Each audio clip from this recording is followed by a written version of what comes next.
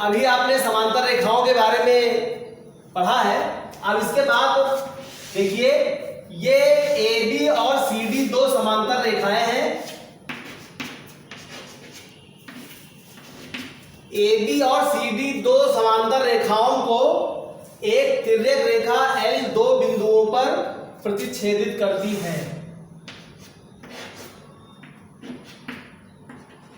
ये दो बिंदु हमने M और L ले लिए। क्या कहा मैंने? AB और CD दो समांतर रेखाओं को एक तिर्यक रेखा L दो बिंदुओं M और N पर प्रतिच्छेदित करती है। अब इससे हम बनने वाले विभिन्न कोणों के बारे में चर्चा करेंगे। सबसे पहले एकांतर कोण। AB रेखा को तिर्यक रेखा L बिंदु M पर प्रतिच्छेदित करती है। ये कोण AMN और CD रेखा के बिंदु N पर बनने वाला कोण BNM। संक्षेप में इसे हम कोण 1 और कोण 2 से भी प्रदर्शित कर सकते हैं। इन कोणों का पूरा नाम क्या है? कोण AMN और इसका नाम क्या है? कोण DNM। इसे हम संक्षेप में क्या बोल सकते हैं? कोण 1 और इसे कोण 2। आपस में ये समान होंगे। आपस में समान क्यों होंगे? क्योंकि ये एकांतर कोण है। कौन से कोण है? एकांतर कोण।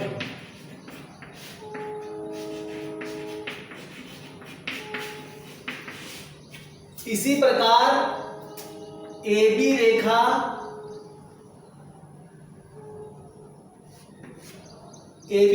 के बिंदु M पर इस ओर इसको हम जैसे कोण 3 से प्रदर्शित कर दें और CD रेखा के बिंदु N पर ऊपर की ओर इसे हम कोण 4 से प्रदर्शित कर दें, तो जैसे कोण 1 और कोण 2 एकांतर कोण है, इसी प्रकार कोण 3 और कोण 4 भी जो है एकांतर कोण है। तो ये आपने देखा कि एकांतर कोण 1 और कोण 2, कोण 3 और कोण 4 किस प्रकार आपस में समान होते हैं, ये आपको ध्यान रखना है। इसके बाद संगत कोण। इसके बाद हम देखेंगे इस चित्र में संगत कोण कहां पर बन रहे हैं। AB रेखा को तिर्यक रेखा L बिंदु M पर प्रतिच्छेदित कर रही है, तो ये कोण, इस कोण को हम 4 तक यहां लिख चुके हैं, इसका नाम हमने 5 दे दिया। और ये कोण 2 यानी कि CD रेखा के बिंदु N पर ऊपर की ओर, तो कोण 2 और कोण 5, कोण 2 और कोण 5 ये कैसे कोण है? संगत कोण है। संगत कोण आपस में समान होते हैं। जब दो समांतर रेखाओं को कोई तिर्यक रेखा दो बिंदुओं पर प्रतिच्छेदित करती है, तो इस तरह से एकांतर कोण और संगत कोण आपस में समान होते हैं।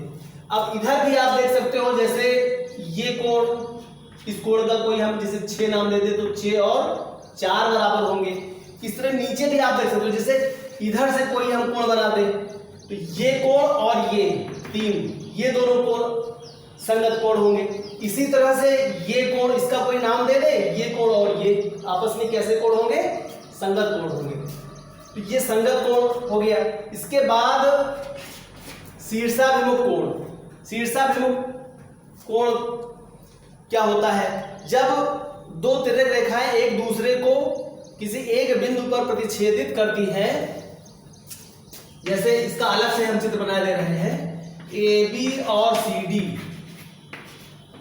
दो रेखाएं हैं और दोनों रेखाएं एक दूसरे को बिंदु O पर प्रतिच्छेदित करती हैं, तो सम्मुख कोण समान होंगे। जैसे ये कोण AOC और कोण BOD इनको हम शीर्षाभिमुख कोण कहते हैं। इसी प्रकार इधर से अगर हम ले ले तो कोण BOC और कोण AOD ये आपस में समान होंगे क्योंकि ये शीर्षाभिमुख कोण है। इस तरह यहां भी देख सकते हो आप, यहां कोण 1 और कोण 5 बराबर होगा। क्यों बराबर होगा? क्योंकि ये शीर्षाभिमुख कोण है। इसी तरह से कोण 3 और ये कोण बराबर होगा। क्यों बराबर होगा? क्योंकि ये भी शीर्षाभिमुख कोण है। कोण 2 और ये कोण बराबर होगा, ये भी शीर्षाभिमुख कोण है। 4 और ये भी शीर्षाभिमुख कोण है। तो ये शीर्षाभिमुख कोण हो गए। कोण 1 इज इक्वल टू कोण 5।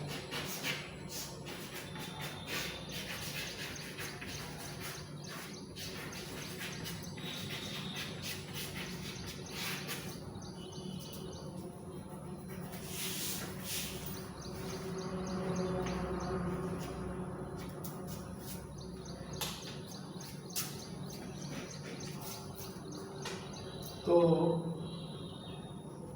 कोण 3 बराबर कोण 6 ये भी शीर्षाभिमुख कोण हो गए। इसके बाद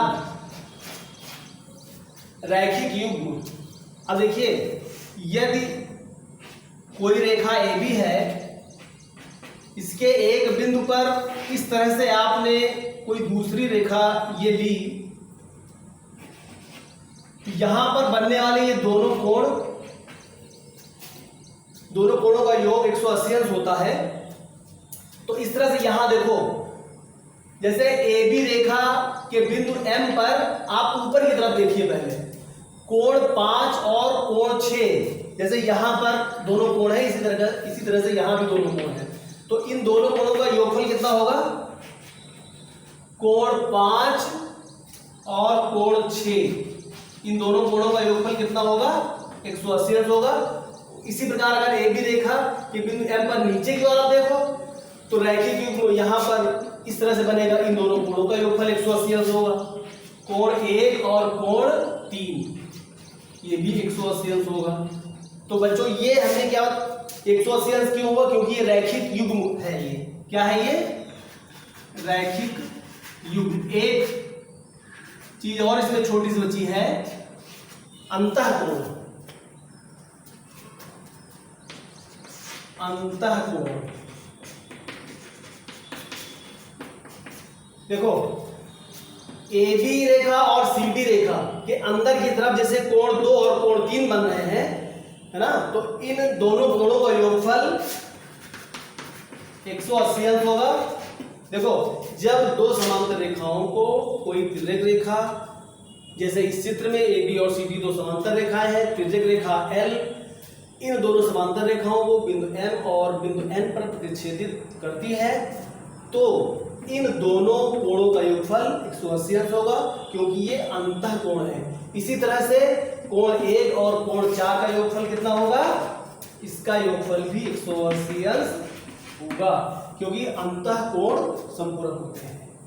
धन्यवाद।